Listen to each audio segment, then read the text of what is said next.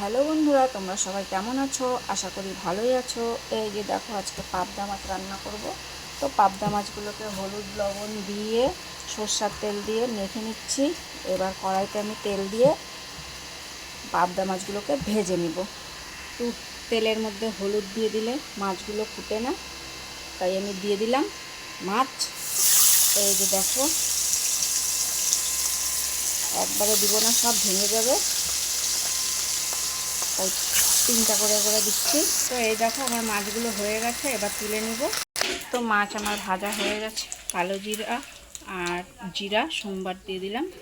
তো আলুগুলো দিয়ে লবণ হলুদ দিয়ে ভেজে নিচ্ছি লাল লাল করে, তারপর মশলাটা দিয়ে দেবো। তো মশলাগুলো দিয়ে দিলাম। মশলাগুলো দিয়ে এখন এবার একটু ঢেকে দেব। তো এবার দেখি ঢাকনাটা তুলে কষানো হয়েছে কিনা।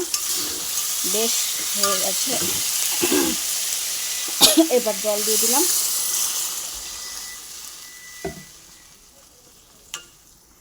তো ঝোলটা ফুটে এসছে, এবার মাছগুলোকে ঢেলে দিলাম।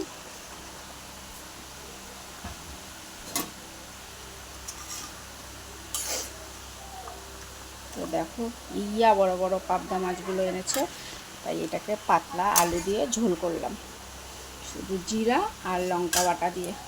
তো ঝোলটা ফুটছে, এবার আমি নামিয়ে নেব। তো কমপ্লিট আমার পাবদা মাছের ঝোল।